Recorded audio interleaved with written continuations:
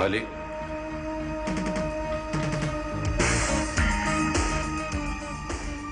मैं आपसे कोई बात नहीं करना चाहता।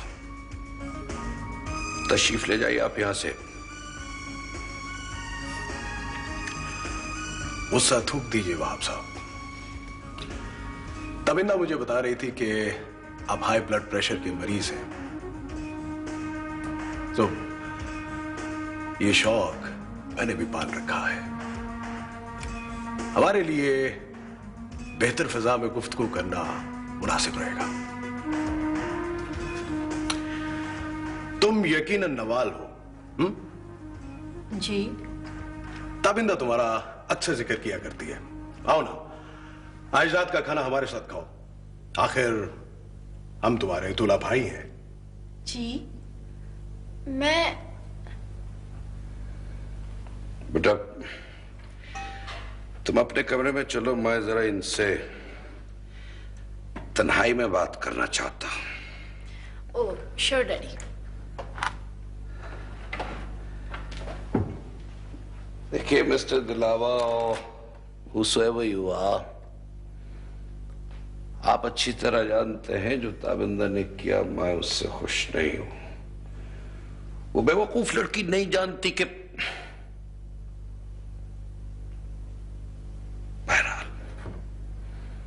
मैं किसी बहस में नहीं पड़ना चाहता। रहा मेरी जायदाद में उसके हिस्से का सवाल, तो ये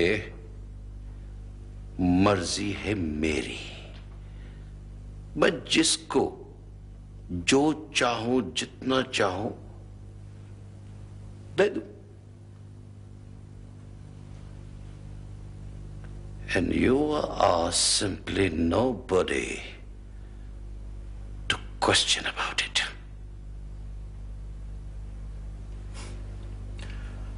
मैं आपसे बात करने आया हूं वहाब साहब, झगड़ा करने नहीं।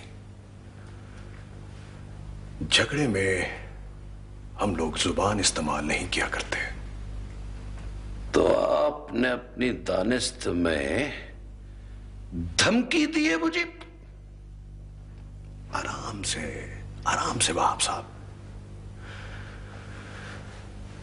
अब चूंकि आपका और हमारा रिश्ता कुछ ऐसा बन गया है, हमें आप पर गुस्सा आता ही नहीं।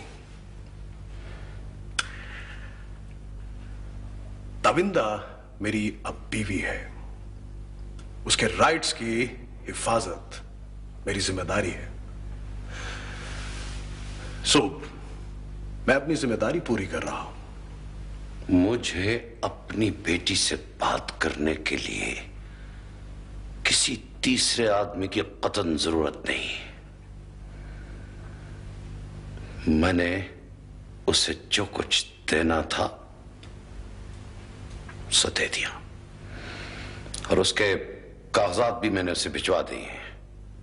That's about all. वही कागजात देख कर ही तो मैं आपके पास आया हूं। That is just peanuts. बहरहाल जो कुछ मैंने देना था दे दिया, और वो इतना ही है। Try to digest it if you can. और अब मैं आपको इससे ज्यादा वक्त नहीं दे सकता, मुझे एक मीटिंग पे जाना है। कोई बात नहीं वहाब साहब, इस मौजू पे फिर गुफ्तगू कर लेंगे। एक मशवरा दूं आपको। एक आदत है, बहुत बुरी आदत है। याददाश्त बहुत अच्छी है मेरी, बातें भूलती नहीं मुझे। बड़ा तंग हूं अपनी इस आदत से।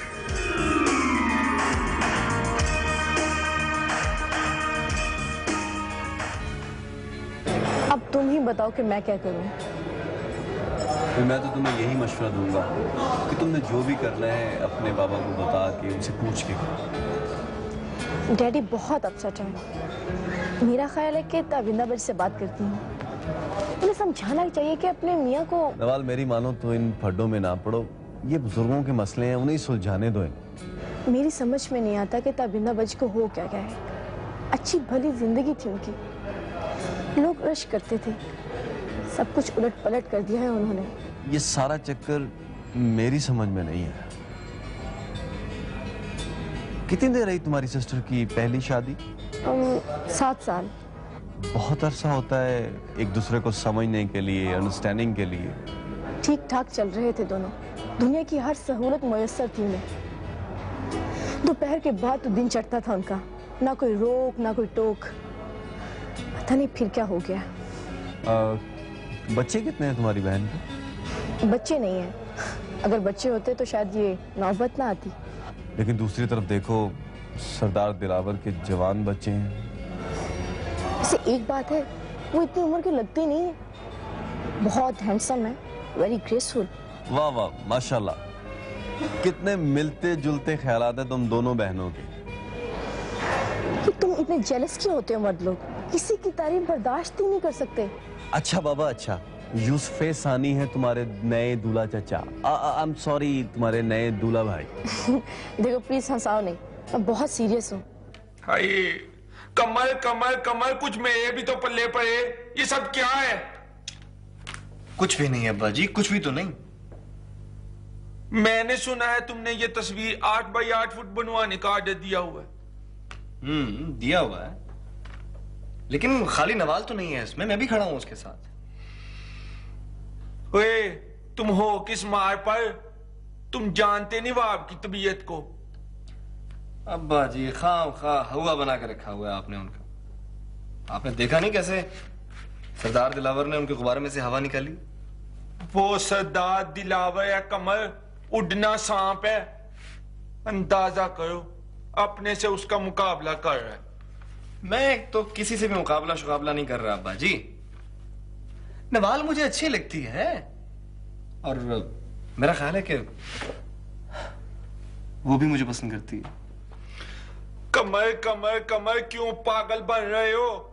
हमारा और उनकी क्लास का बहुत फर्क है। तुम मेरी उम्र भर की दोस्ती भी खत्म करवाओगे और बिजनेस का अलहदा नुकसान होगा। कुछ भी नहीं होगा अब्बा जी, कुछ भी नहीं होगा। बस ये जीशान जरा बीच में से हट जाए, फिर आप देखें मैं क्या करता हूं।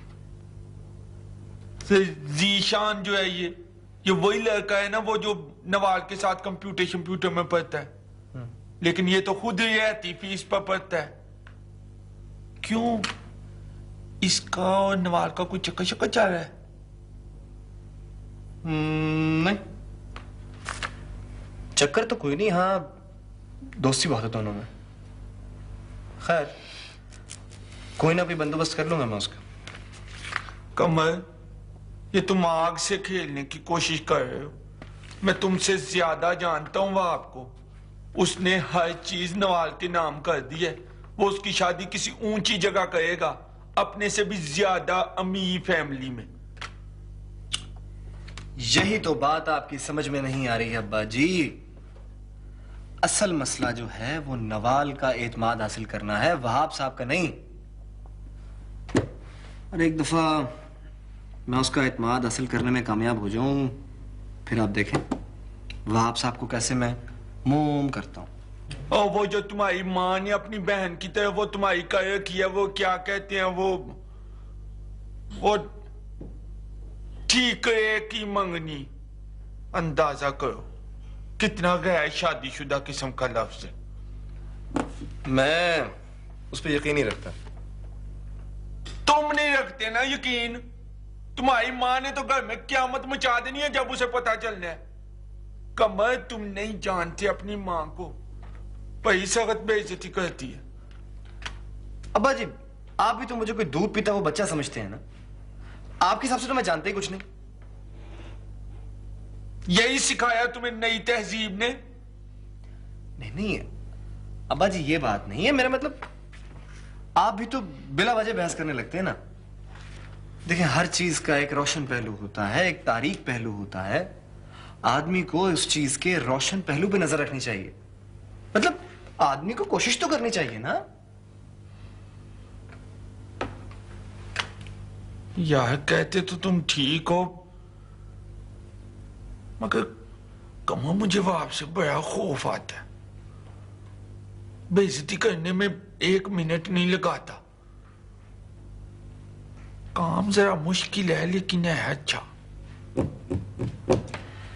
मुश्किल काम करने में ही तो मजा आता है अब्बा जी। अंदाजा करो। मेरी तो कुछ समझ में नहीं आता मुसव्विर भाई। अखबारों में रोज अजीब अजीब मजमून छप रहे हैं, मगर बाबा जान को कोई परवाह ही नहीं। ऊपर से ये ताबिंदा बेगम पता नहीं क्या समझती हैं अपने आप को। हाँ, मगर अब क्या किया जा सकता है। तुम्हें तो पता है कि बाबा साईं अपने मामलात में किसी की भी दखल अंदाजी पसंद नहीं करते। तुम क्यों सोचती रहती हो इस बारे में? सोचना तो पड़ता है ना, आखिर हमने भी इसी दुनिया में रहना है। चंद दिनों की बात है, सब ठीक हो जाएगा। और बाकी रही अखबारों की बातें, तो तुम उनसे घबराया ना। सियासतदान की तो जिंदगी ही अखबार की सुर्खियों में होती है। वैसे भी कितने ऐसे लोग हैं जिनकी सारी उम्र सिर्फ अखबारों में बयान छपवाते गुजरी। मगर बाबा जान का ये रोज रोज जमातें बदलना। तो बाबा, इस मुल्क में सब चलता है। तुम देखती नहीं कैसे कुछ लोग हर संजीदा मामले पर जुगतें करते हैं, नित नई पेशीन गोइयां करते हैं, हर चीज का खुल्लम खुल्ला मजाक उड़ाते हैं, मगर उन्हें कोई पूछने वाला नहीं। उल्टा अखबार वाले पहले सफे पर उनके बयान छापते हैं। फिर भी मुझे अच्छा नहीं लगता ये सब। अब कल को लोग आपके बारे में भी तरह तरह की बातें लिखेंगे। हमें क्या फर्क पड़ता है इससे। सलाम साईं। आओ भी हिदायत, कैसे है? फरहान को लेने आए हूं साईं। सरदार साहब ने याद किया। क्यों? वो जी, उसका कोई बयान वगैरह कलमबंद करवाना है जी। किस सिलसिले में? वो जी, आपके बारे में जी। फरहान निकाल के लाया था ना जी उस दिन आपको वहां से। पुलिस वाले बुलवाए हैं सरदार साहब ने। ठीक है, लेकिन हिदायत, आइंदा तुम लोग उसे अपने कामों से दूर रखना। वो पढ़ने लिखने वाला लड़का है, उसे इस तरह के कामों में नहीं पढ़ना चाहिए। जी मैं तो खुद उसे कहता हूं, पर वो। ठीक है, वो पीछे अपने कमरे में होगा। जी। हाँ सुनो जी। बाबा जान से कह रहा उसे जरा जल्दी फारग करा दें, उसने पढ़ने भी जाना है। जी बेहतर जी। मुलाजिमों को ज्यादा मुंह नहीं लगाना चाहिए मारिया। मैं देख रहा हूं कि ये लड़का फरहान। आप भी जरा ख्याल रखा करें उसका। वो बहुत मुख्तलिफ और समझदार किस्म का लड़का है। हिदायत वगैरह की सोबत उसके लिए अच्छी नहीं है। कमाल करती हो तुम भी। जो उसका काम है वही करना है ना उसने। तुम उसे ज्यादा लिफ्ट ना दिया करो। मुलाजिम को उसकी जगह पे ही रखना चाहिए। अजीब बातें कर रहे हैं मुसव्विर भाई। आपके लिए गधे और घोड़े में कोई फर्क ही नहीं है। वो गधा हो या घोड़ा, उसकी जगह अस्तबल है, घर नहीं।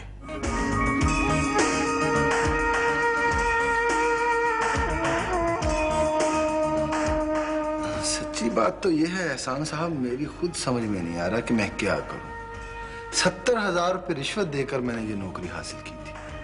50,000 रुपये मैंने सीट पर आने के दिए। अब आप खुद ही सोचें, 1,20,000 मेरा अपना खर्चा। सर खाली खुली तनख्वाह में तो आजकल एक हफ्ता नहीं चलता। मैं जानता हूं, मुझे मालूम है, आखिर मैं यहीं रहता हूं।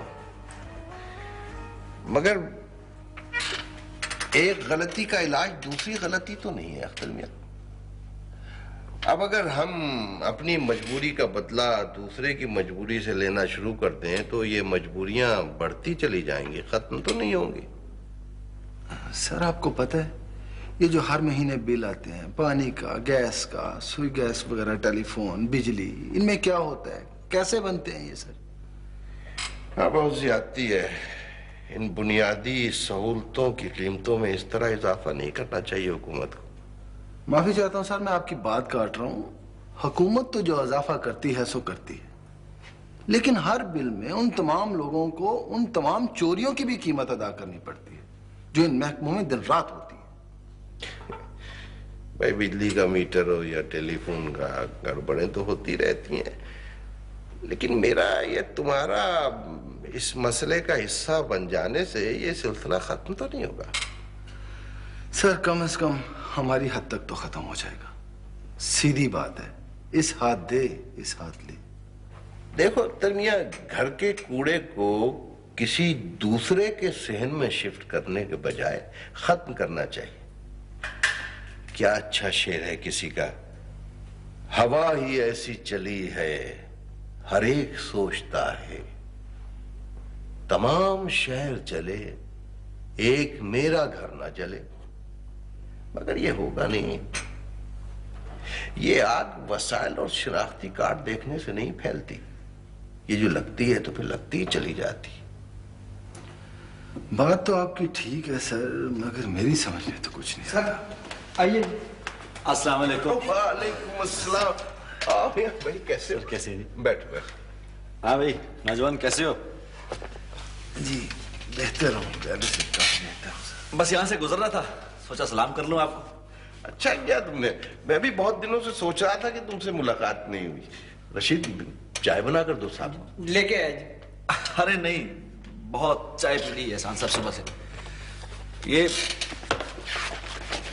एक चीज दिखानी थी तुम्हें, ये देखो। इस आदमी को पहचानते हो तुम?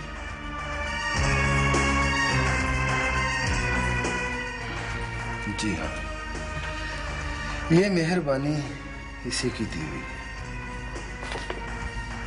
है। जानते हो ये कौन है? ये सरदार दिलावर का गनमैन है। पुलिस को बहुत से मुकदमात में मतलूब है। अरे तो तुम पकड़ते क्यों नहीं इसे? पकड़ूंगा, पकड़ूंगा, मैं तो जरूर पकड़ूंगा इन्हें। मगर एहसान साहब, मसला सिर्फ इन्हें गिरफ्तार करना नहीं है, ये तो कारिंदे हैं।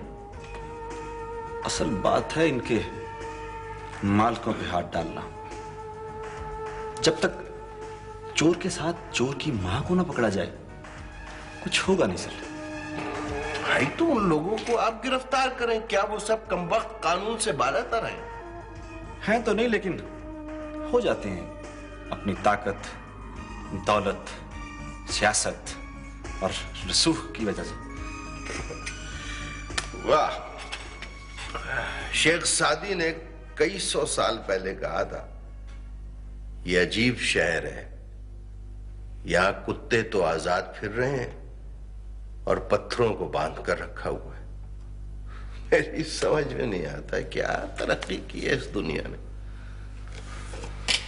बहरहाल एहसान साहब, मैंने तो तहिया कर लिया है, जब तक ये वर्दी मेरे तन पे मौजूद है, मैं इसकी अपनी हद तक हिफाजत करूंगा, चाहे कुछ भी हो।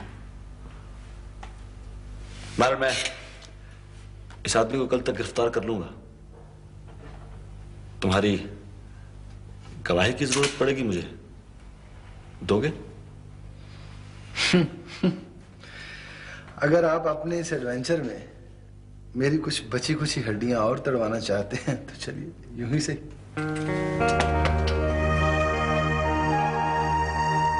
तो वो आदमी एहसान अली तुम्हारा वालिद है। बहुत खूब, बहुत अच्छा हुआ साईं कि पता चल गया।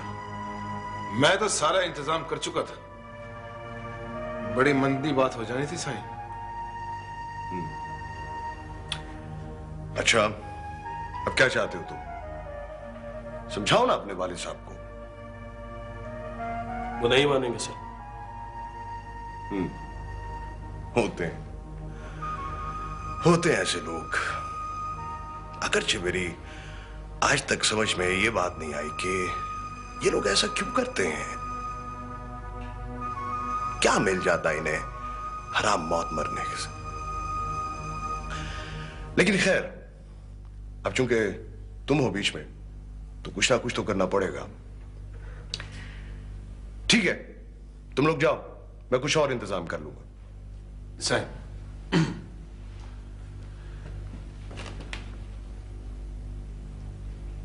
सही वो एक अर्ज करनी थी।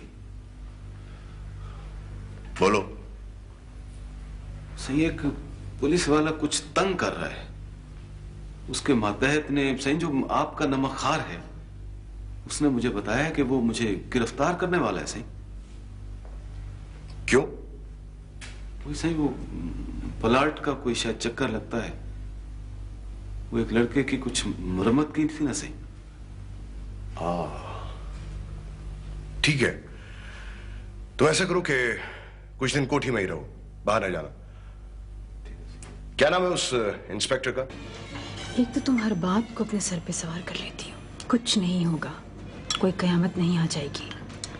काश मुझ में भी तुम्हारे जितना कॉन्फिडेंस होता। कॉन्फिडेंस नहीं है तो पैदा करो। काश पे न मत लगे रहो, काश मुझ में ये होता तो काश मुझ में वो होता। मुझे वैसे पता नहीं था कि ये सज्जाद परवेज इतना छिछोरा निकलेगा।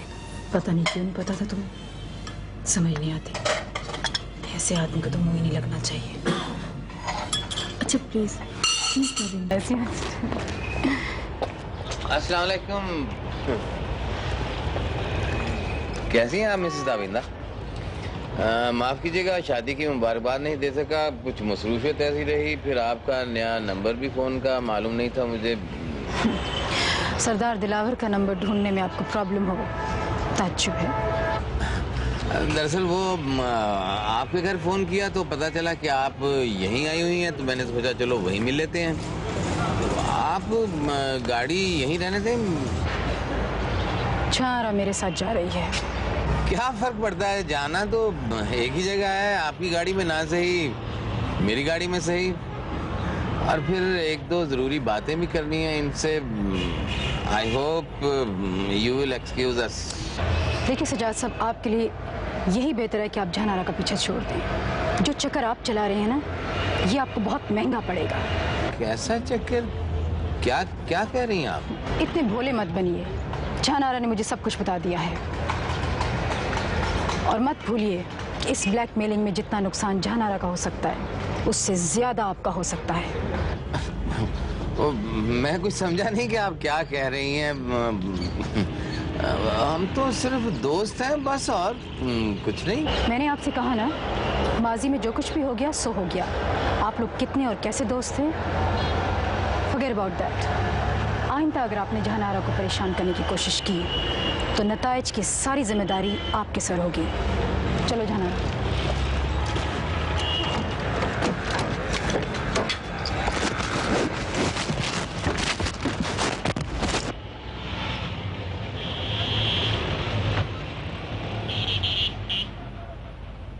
भाई बदरुद्दीन, तुम्हारा ये बरखुरदार कमर सलमा हो तो बहुत काम का आदमी।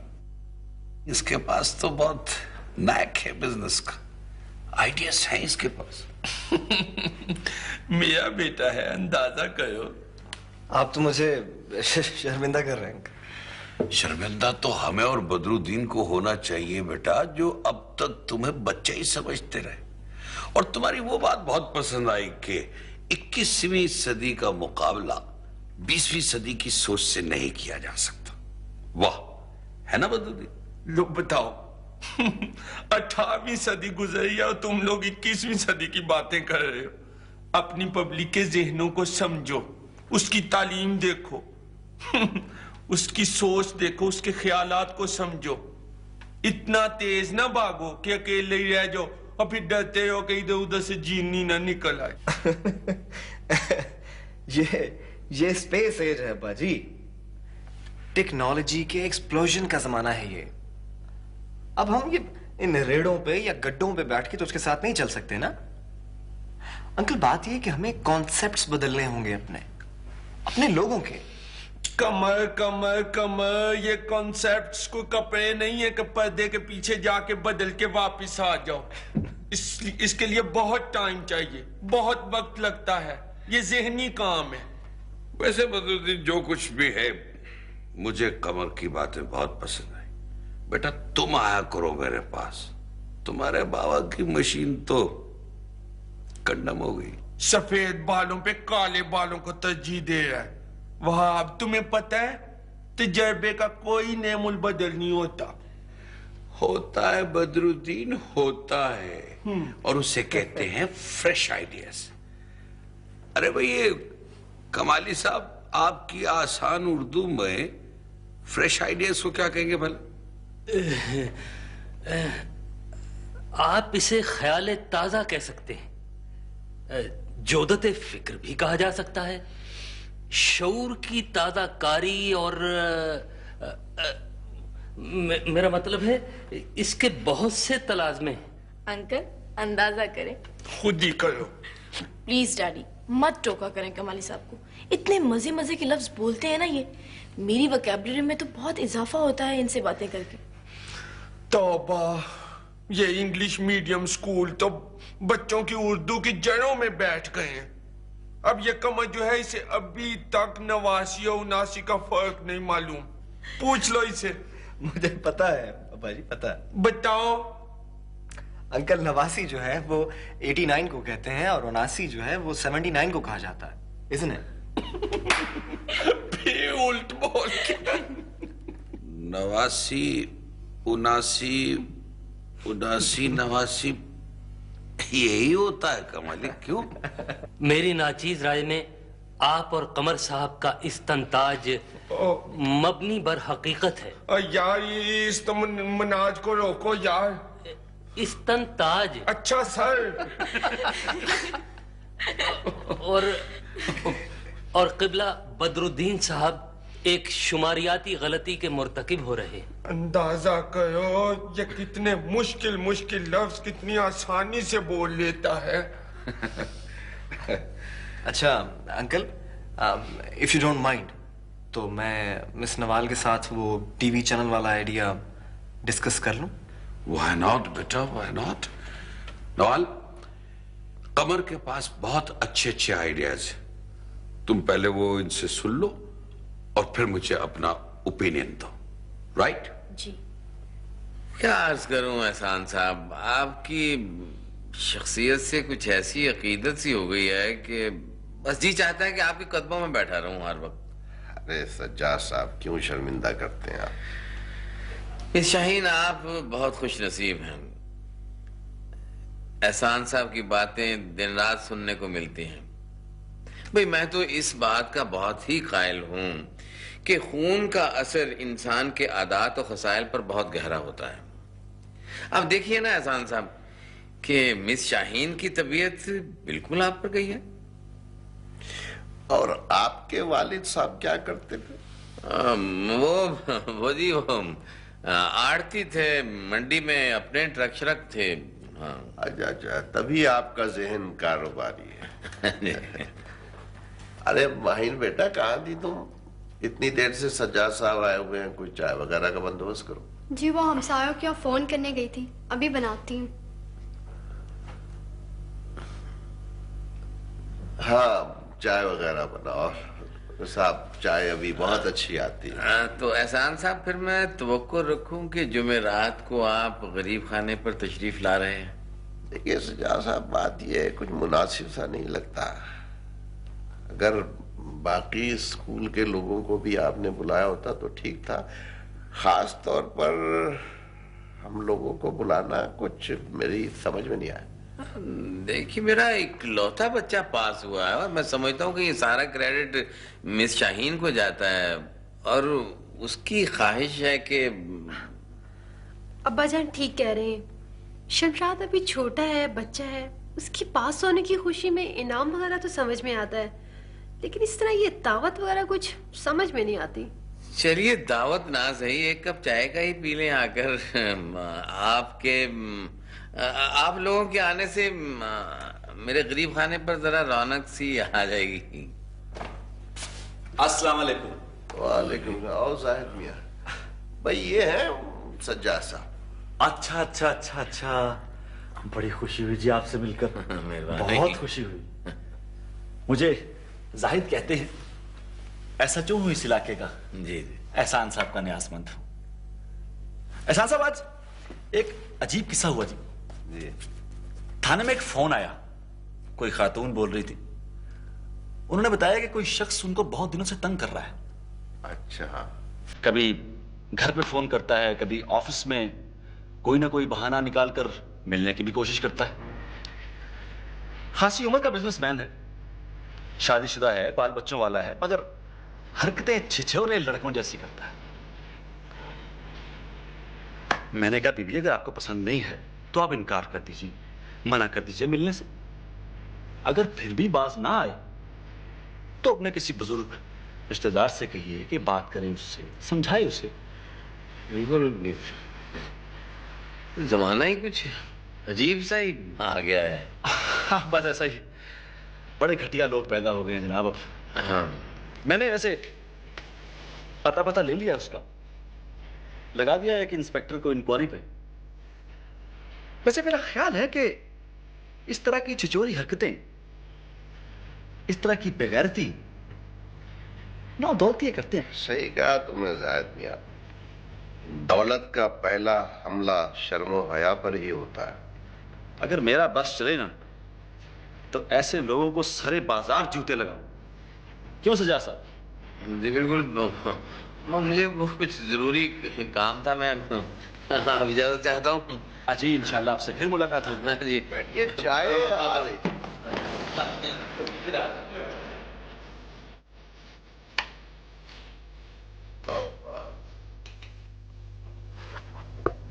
आपने बुलाया मुझे? हाँ, कहाँ गायब हो जाते हो तुम? 2-2 दिन तुम्हारी शक्ल ही नजर नहीं आती। यही होता हूँ जी, बस शाम को पढ़ने के लिए जाता हूँ। पढ़ाई कैसी चल रही है तुम्हारी?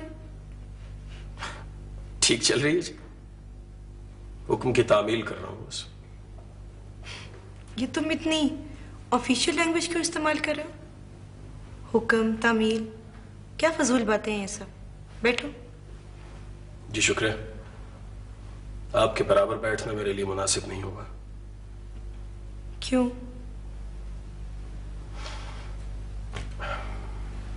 नारी, अभी भी आप महसूस करें या ना करें, जो फर्क है सो है। What rubbish. इंसान इंसान होते हैं और बस। मैं जब तक सरदार मुसव्वर का नौकर हूं, उनके अहकामात की तामील करना मेरा फर्ज है। मैं जो कह रही हूं तुम्हें, बैठो।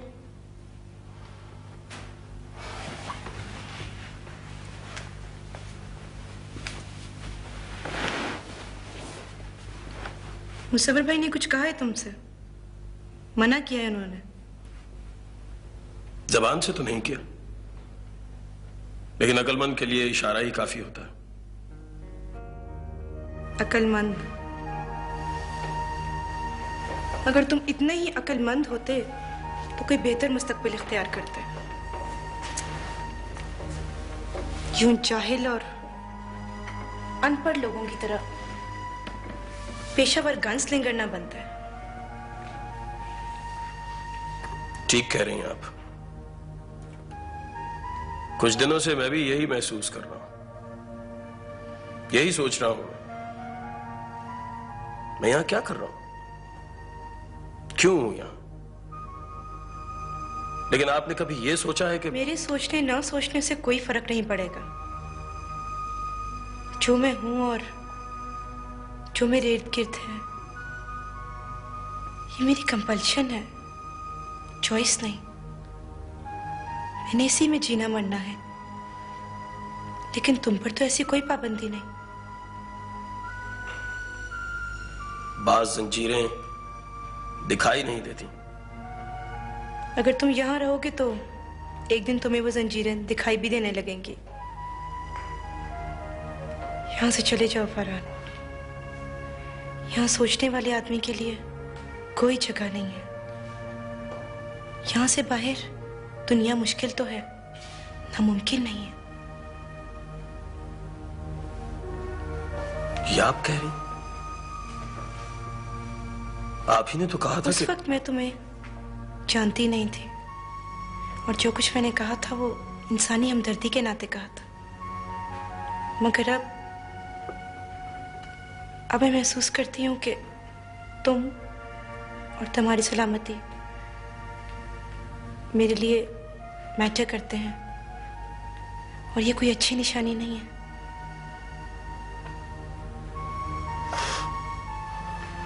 ठीक से समझ नहीं सका। बेहतर है तुम ना समझो, लेकिन यहां से चले जाओ अपने घर, अपने बहन भाइयों के पास। वहां रहोगे तो कोई ना कोई रास्ता मिल ही जाएगा। यहां तो चारों तरफ दलदल है, जमीन को पांव छूते ही नहीं।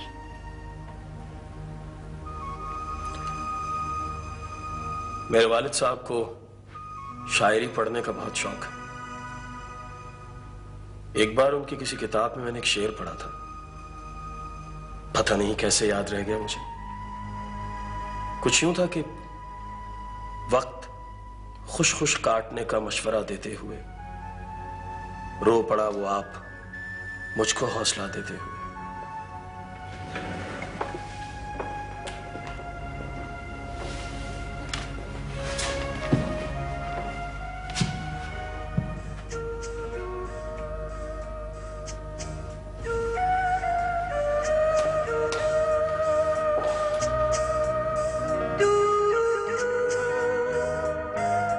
मुझे पागल कर दोगे ज़िशान। वो कैसे? ये हर बात में इज्जत नफ्स को कहां से ले आते हो? जहर लगता है मुझे। ओहो नवाल, तुम्हें तो नाराज होने का बहाना चाहिए। मेरी बात समझने की कोशिश करो। Try to understand me. तुम्हारे लिए ये स्टडी एक मशगला है, शुगल है, लेकिन मुझे अपना मुस्तकबिल बनाना है इसमें। लिसन, देखो, अगर मैं तुम्हारे दफ्तर में जॉब करता हूँ सपोज, तो मैं पढ़ूंगा किस वक्त? कमर बता रहा था कि काम शुरू होने में 2 साल लगेंगे। उस वक्त तक तो तुम पार्ट टाइम तो कर ही सकते हो। नवाल, तुम सिर्फ किसी ना किसी तरीके से मेरी मदद करना चाहती हो और ये बात मुझे डिस्टर्ब करती है। अरे बाबा, काम लूंगी तुमसे। हाँ, कमर बता रहा था कि बाय द वे आज तुम कमर को कुछ बहुत कोट कर रही हो। I am getting jealous. सच? फिर तो मैं 100 बार उसका नाम लूंगी। मिस्टर कमर, जनाब कमर, कमरुद्दीन, उफ कमर, वर्ल्ड बदरुद्दीन। नवाल नवाल नवाल, तुम मेरे हास्य से मरवा दोगी। अच्छा, अंदाजा करो।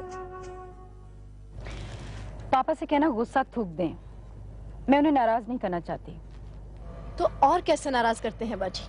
मेरी तो समझ में नहीं आता कि तुम अभी छोटी हो मेरी जान, बड़ी हो जाओगी ना तो ये सारी बातें तुम्हारी समझ में आ जाएंगी। वैसे भी तुम्हारे सामने अभी कोई प्रॉपर पर्सपेक्टिव भी तो नहीं है। माफ कीजिएगा, अब मैं इतनी भी बच्ची नहीं हूँ।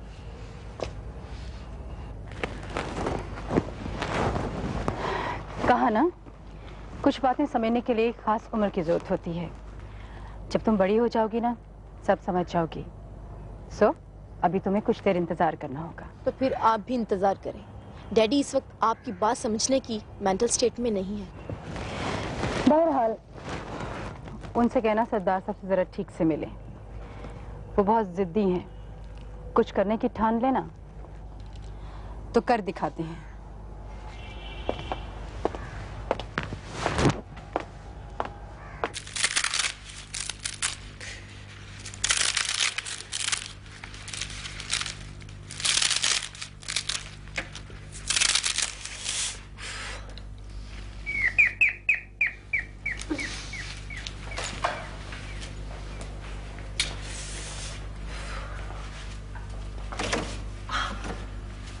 अस्सलाम वालेकुम। वालेकुम सलाम। जी, वो एहसान साहब नहीं है घर पे? जी है, वो लेटे में, उनकी तबीयत कुछ ठीक नहीं है। अच्छा, मैं फिर आ जाऊंगा किसी वक्त। मेरा सलाम कहिएगा। नहीं नहीं, आप प्लीज बैठिए, बैठिए प्लीज। आए।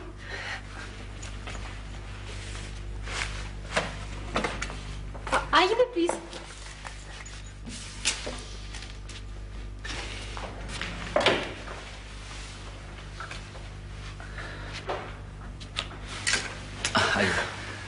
बैठिए प्लीज। जी शुक्रिया। वो आपने सज्जाद साहब का क्या किया? जी वो उसका बंदोबस्त कर दिया मुकम्मल मैंने। अब वो आपके साए से भी दूर रहेगा। वो कैसे? इसे छोड़िए आप। हमारे पास कुछ खास गुर होते हैं ऐसे आदमी से निपटने के लिए। वैसे आपने उसके साथ उस दिन की बहुत बुरी। वो जो आदमी है ना, वो इससे भी ज्यादा डिजर्व करता है। अस्सलाम वालेकुम। अरे जाहिर मियाँ, वालेकुम अस्सलाम। कैसे हैं आप? जी ठीक हूँ जी। कब आए? जी मैं अभी आया, पता चला आप सो रहे हैं और शायद तबीयत भी ठीक नहीं है आपकी, इसलिए जा रहा था। हाँ। अब कैसे हैं आप? ठीक हूँ, बस कुछ मामूली सा नजला जुकाम हो गया, कमर में कुछ दर्द भी है, खैर ठीक हो जाएगा। ये बताओ, वो लोग पकड़े गए?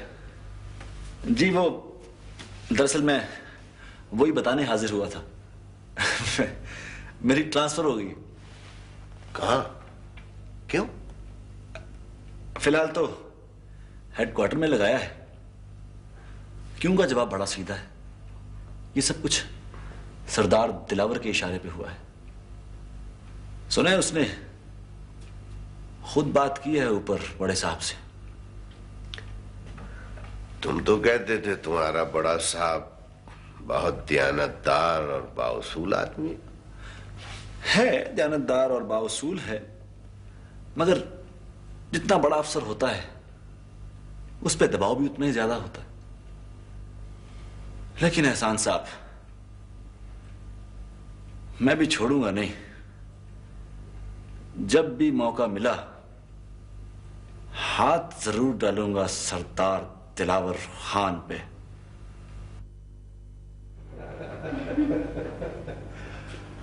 Well, the party was excellent. It was, no doubt. And you were looking superb. Thank you. So are you. Thank you. क्या ख्याल है? 2 बज गए हैं, सोना चाहिए। ठीक है, मुझे बहुत नींद आ रही है।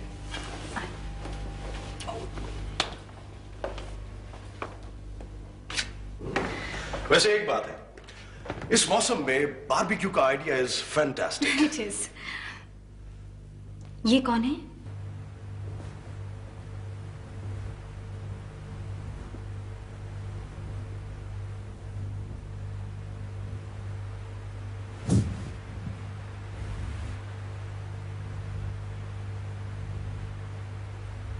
बाबा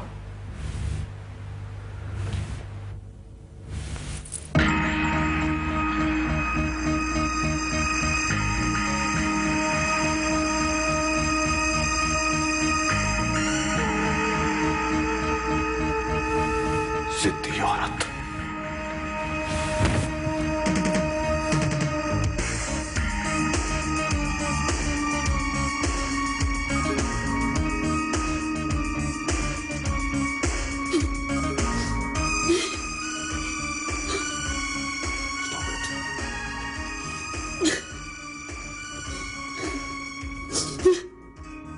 Stop it.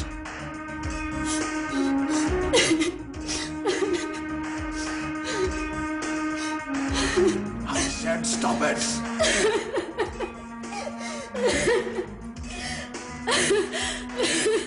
Stop crying.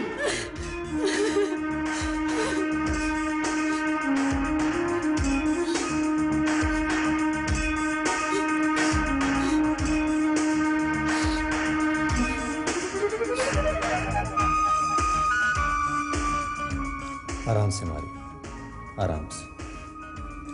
जो होना था वो तो हो चुका। अब प्लीज रिलैक्स। हमारा तुम्हारा रिश्ता ही क्या था? खून का रिश्ता ना से एक ताल्लुक तो था ना मुसव्विर भाई। 2 साल हमने एक घर में एक छत के नीचे गुजारे। जैसे भी थी इंसान पर ही नहीं थी। तो बाबा अब क्या हो सकता है? वैसे आदमी को इतना जज्बाती नहीं होना चाहिए। वो क्या करती और बाबा जान के लिए उसे अपना घर, खानदान, माजीज, जिंदगी का रास्ता सब कुछ बदल डाले थे। सब कुछ छोड़ छाड़ के सिर्फ उन्हीं की होकर रह गई थी। और बाबा जान ने उसे यूं धुतकार दिया जैसे वो। तुम्हें पता है उनके मिजाज का। और देखो, उनके सामने ये बात नहीं कहना। मैं उनकी तबीयत को समझता हूं। आजकल वो अंदर से बहुत अपसेट है, और ऐसा ना हो कि सारा गुस्सा तुम पर। क्या अपसेट है? उनके तो माथे पे शिकन तक नहीं पड़ी, जैसे उनसे वाबस्ता कोई इंसान नहीं मरा, एक मक्खी मर गई। उल्टा ताबिंदा बेगम की खिदमतें हो रही हैं, उन्हीं की फिक्र पड़ी हुई है उन्हें। उन्होंने असर भी तो बहुत लिया इस वाक़े का।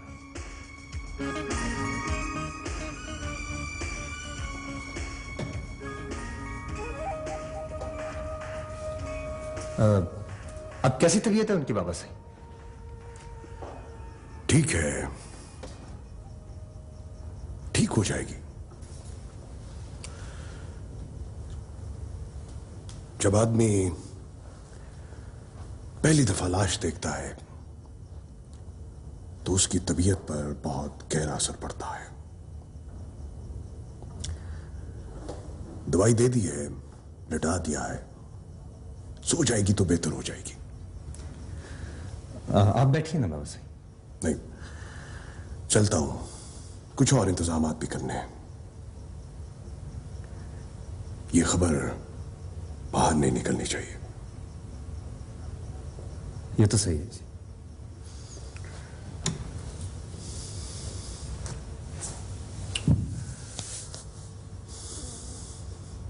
तुम उसका ख्याल रखना मारिया पुत्री। अभी कुछ दिन वो यहीं रहेगी। वहां रहना उसके लिए मुनासिब नहीं। उस बेड पर तो शायद अब वो कभी ना सो सके। ये अच्छा नहीं किया मां पारा ने। मैं वहां जा सकती हूँ बाबा से? मेरा मतलब है उनकी तदफीन में।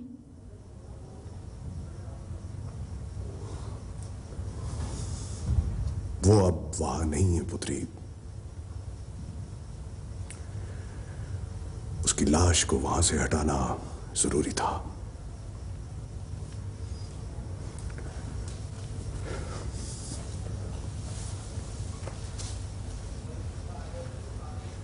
तुम भी किसी से इसके बारे में बात न करना।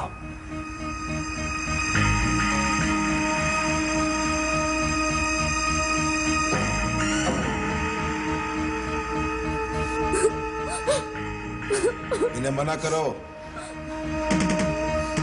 रोको इन्हें।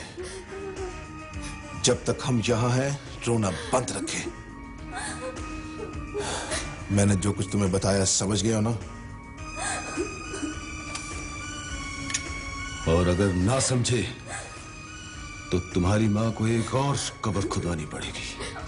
चुपचाप लाश को दफन कर दो।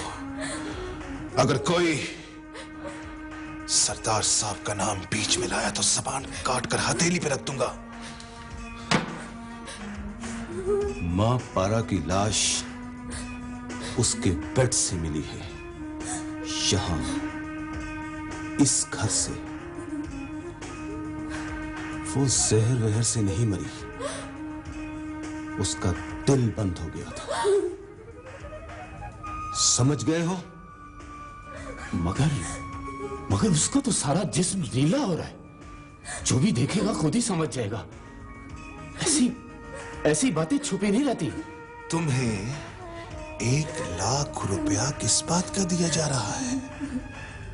छुपाने का। जैसे भी हो इसे छुपाओ। काम सही किया तो और भी मिलेंगे। कुछ खुदा का खौफ करो। वो मेरी बहन थी, सगी बहन। अब क्या मैं उसकी लाश का सौदा करूंगा? अगर तुम उसकी जिंदा लाश का सौदा कर सकते हो तो अब कौन सी क़यामत आ गई? मुर्दार तो तुम पहले भी खाते रहे हो।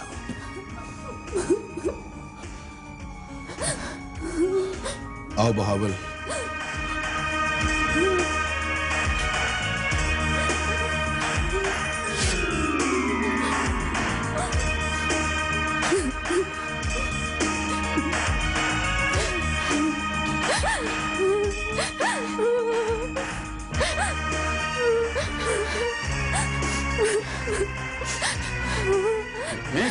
चुप कराओ मां। मरने वाली तो गई, अब क्या हमें भी साथ मरवाओगी? मेरा दम घुट रहा है यहाँ पे, सर फटने वाला हो रहा है। आप तो बचपन से ये सब कुछ देखती आ रही हैं, अब तक तो आपको इसका आदी हो जाना चाहिए। But I just hate all this.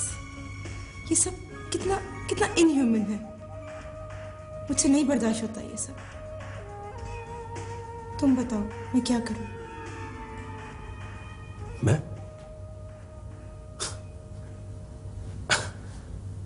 बताऊं? मैं तो खुद एक गुम करता रहा हूं। मैं क्या रास्ता बता सकता हूं किसी को? मेरा जी चाहता है मैं अपनी माँ के पास चली जाऊं। तो क्यों नहीं जाती? बाबा जान नहीं जाने देते। मैं उनकी जायदाद हूं ना, मेरा पोजीशन है उनके पास। मेरी आजादी की वसअत मेरी जंजीर की लंबाई तक है। और जाहिर है ये जंजीर आप तोड़ नहीं सकती, तो क्या फायदा? क्यों अपना सर खपाती हैं आप, खून जलाती हैं अपना? क्या हासिल होगा इससे? क्या होगा यूं खामखा ग्रम्बल करने से? तो क्या कहना चाहते हो तुम? आदमी चोट लगने पर चिल्लाए भी ना? मेरा यह मतलब नहीं है मारिया बीबी। आप मेरी बात को समझने की कोशिश करें। देखिए, आप जानती हैं यहां वही कुछ होगा जो सरदार दिलावर यानी आपके वालिद साहब चाहेंगे, और आप में इतनी हिम्मत भी नहीं कि आप उनकी मर्जी के खिलाफ कोई फैसला कर सकें। तो फिर मत सोचा करें, कुछ हासिल नहीं होने वाला इससे। क्यों होता है फरहान? आदमी अपनी मर्जी से जिंदा क्यों नहीं रह सकता? क्यों हर कदम पे कोई ना कोई दीवार सामने आ जाती है? इसी सवाल का जवाब तो मैं तलाश कर रहा हूं। अब देखिए ना फरहान, आइंदा से जब तक मैं तुम्हें खुद न बुलाऊं, तुम इस घर के अंदर नहीं आओगे, समझे? जी सर। जाओ यहां से। जी सर।